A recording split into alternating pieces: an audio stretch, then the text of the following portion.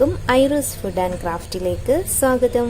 ഇന്ന് ഞാനിവിടെ പ്രിപ്പയർ ചെയ്യുന്നത് വളരെ ടേസ്റ്റി ആയിട്ടുള്ള ഒരു സോയ ചങ്ക് റോസ്റ്റ് ആണ്. നമ്മുടെ സോയാബീൻ എല്ലാവർക്കും അറിയാലോ, നമ്മുടെ ബീഫിൻ്റെയൊക്കെ അതേ ടേസ്റ്റുള്ള ഒരു ഫുഡ് ഐറ്റമാണിത്. ഞാനിപ്പോൾ ഒരു 100 ഗ്രാം സോയാബീൻ ഇവിടെ എടുത്തിട്ടുണ്ട്. ഇപ്പോൾ നല്ല തിളച്ച ചൂടുവെള്ളത്തിൽ ഇതൊരു 15-20 മിനിറ്റ് കുതിർത്തി തോർന്ന് എടുത്തതാണിത്. നമുക്കിതിപ്പോൾ കുതിർന്ന് വന്നപ്പോഴത്തേക്ക് ഇത് നല്ല വലുതായിട്ട് വന്നിട്ടുണ്ട്. അപ്പോൾ ഇത് 2-3 പീസായിട്ടൊക്കെ ഒന്ന് നമ്മൾ മുറിച്ചിട്ട് കൊടുക്കണം, അല്ലെങ്കിൽ ഇതിൻ്റെ അകത്ത് മസാലയൊന്നും പിടിക്കില്ല. അപ്പം ഞാനിതൊന്ന് ചെറുതായിട്ട് 2-3 പീസാക്കി കട്ട് ചെയ്തെടുക്കും. ഞാനിപ്പോൾ ഈ സോയാബീൻ ഒരു 3 പീസാക്കി കട്ട് ചെയ്യും. ഒരു 100 ഗ്രാം സോയാബീനാണ് ഞാൻ എടുത്തിരിക്കുന്നത് കേട്ടോ.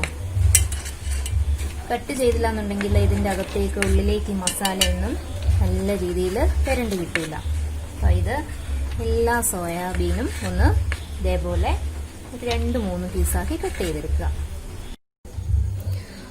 ഇപ്പോൾ സോയാബീനെല്ലാം ഞാൻ നല്ല ചെറിയ ചെറിയ കഷ്ണങ്ങളാക്കി അരിഞ്ഞെടുത്തിട്ടുണ്ട്. ഇതിനുവേണ്ടി ഞാനിപ്പോൾ ഒരു 3 സവാള എടുത്തിട്ടുണ്ട്. മീഡിയം സൈസ് 3 സവാളയാണ് എടുത്തിരിക്കുന്നത്.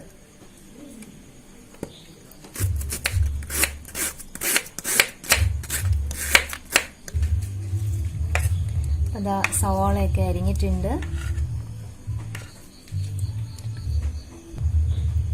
ഇതിനായിട്ട് ഞാൻ 3 പച്ചമുളക് എടുത്തിട്ടുണ്ട്. പച്ചമുളക് നല്ല നീളത്തിൽ അരിഞ്ഞെടുക്കുക.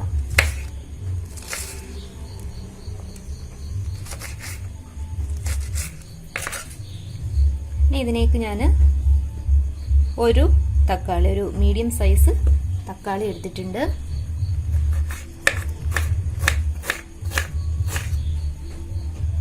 രണ്ട് തണ്ട് കറിവേപ്പില,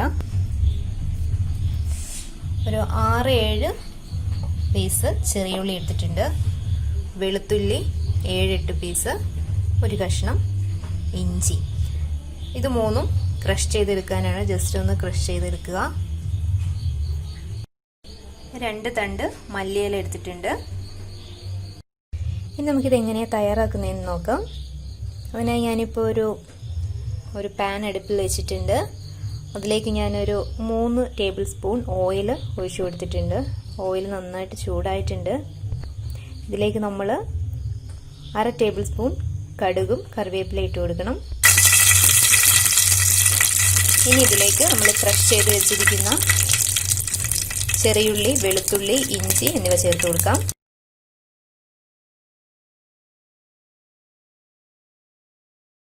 ഇനി ഇതിലേക്ക് ഞാനൊരൽപ്പം തേങ്ങാക്കൊത്തൂടെ ചേർത്ത് കൊടുക്കുന്നുണ്ട്. ഇതിലേക്ക് നമുക്ക് അരിഞ്ഞ് വെച്ചിരിക്കുന്ന സവാള ചേർത്ത് കൊടുക്കും.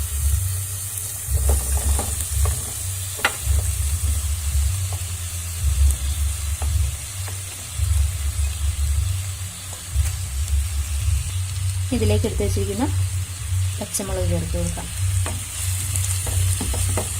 നന്നായിട്ടൊന്ന് വഴറ്റിയിട്ടെടുക്കണം.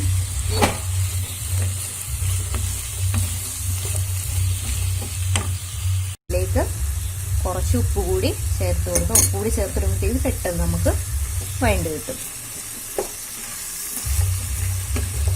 ഇതൊരു 2 മിനിറ്റ് ഒന്ന് അടച്ച് വെക്കാം.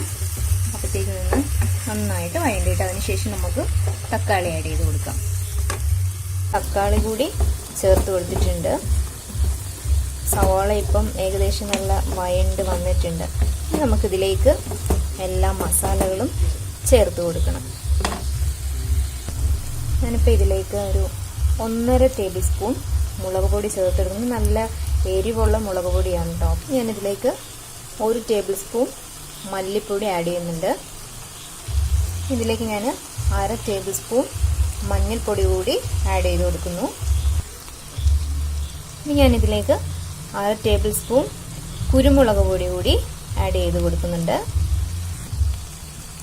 ഇതിലേക്ക് 1/2 table spoon garam masala powder കൂടി ചേർത്ത് കൊടുക്കുന്നുണ്ട്. ഗരം മസാല പൗഡർ വീട്ടിൽ തന്നെ നല്ല പൊടിച്ചെടുത്ത ഗരം മസാലയാണ്. നമ്മുടെ വീട്ടിൽ തന്നെ എല്ലാം നമ്മുടെ ഈ മസാല ഐറ്റംസ് പട്ട ഗ്രാമ്പൂ അടങ്ങുന്ന എല്ലാ ഐറ്റംസും വാങ്ങിച്ച് ജസ്റ്റ് ഒന്ന് വറുത്ത് പൊടിച്ചെടുത്താൽ മതി. ഇനി നമുക്ക് നന്നായിട്ടൊന്ന് വഴറ്റി കൊടുക്കണം.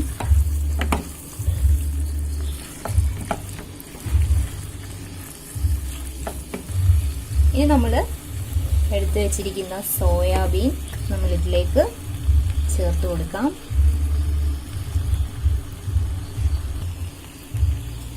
നമുക്ക് നന്നായിട്ടൊന്ന് ഈ മസാല എല്ലാം കൂടി ഇതിലേക്ക് നല്ല മിക്സ് ചെയ്ത് കൊടുക്കണം.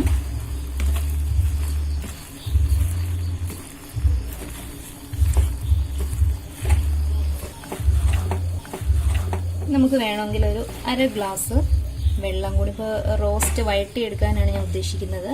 അപ്പോൾ ഇതിലൊരു 1/2 ഗ്ലാസ് വെള്ളം കൂടി ഒന്ന് ചേർത്ത് കൊടുത്ത് ഉപ്പൊന്നും കൂടി നോക്കിയിട്ട് നമുക്കിതൊന്ന് അടച്ച് വെച്ച്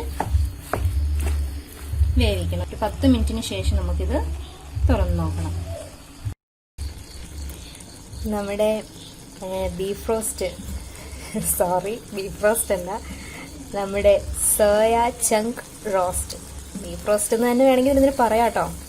കാരണം ഞാനിത് ടേസ്റ്റ് ചെയ്ത് നോക്കി, കറക്റ്റ് നമ്മുടെ ബീഫിൻ്റെ ആ ഒരു ടേസ്റ്റ് തന്നെയാണ്. ഏകദേശമൊക്കെ ഒന്ന് റെഡി ആയിട്ട് വരുന്നുണ്ട്. ചാറ് അല്പവും കൂടി ഒന്ന് വറ്റണം. ഇതിൻ്റെ കൂടെ ഇപ്പോൾ കോമ്പിനേഷനായിട്ട് അരിപ്പത്തിരിയാണ് ഇന്നിവിടെ ഉണ്ടാക്കുന്നത്. പത്തിരിയാക്കാനായിട്ട് ബോളാക്കി വെച്ചിട്ടുണ്ട്. നമ്മുടെ റോസ്റ്റ് ഇവിടെ റെഡി ആയിട്ടുണ്ട്. നല്ല റോസ്റ്റായിട്ട് വന്നിട്ടുണ്ട്, വെള്ളമൊക്കെ വറ്റി. ഇനി ഞാൻ ഇതിലേക്ക് നേരത്തെ എടുത്തു വെച്ചിരുന്ന കുറച്ച് മല്ലിയിലയും കറിവേപ്പിലയും കൂടി ഇതിലേക്ക് ഇട്ട് കൊടുക്കുകയാണ്. കറിവേപ്പില കുറച്ച് കൂടുതൽ ഇട്ടോ കേട്ടോ. ഇതിൽ കുറച്ച് കറിവേപ്പിലയും മല്ലിയിലയൊക്കെ കൂടുതലായെന്ന് വെച്ച് ടേസ്റ്റ് അതിനനുസരിച്ച് കൂടത്തതേ ഉള്ളൂ. അപ്പം ഞാൻ ഫ്ലെയിം ഓഫ് ചെയ്യുകയാണ്. നല്ല കറക്റ്റായിട്ട് വന്നിട്ടുണ്ട്, വളരെ ടേസ്റ്റ് ഉണ്ട്. ഇനി ഞങ്ങളിത് അരിപ്പത്തിരിയുടെ കൂടെ കഴിക്കും കേട്ടോ. നമുക്ക് ഒരു പാത്രത്തിലേക്ക് ഇത് സെർവ് ചെയ്യാം.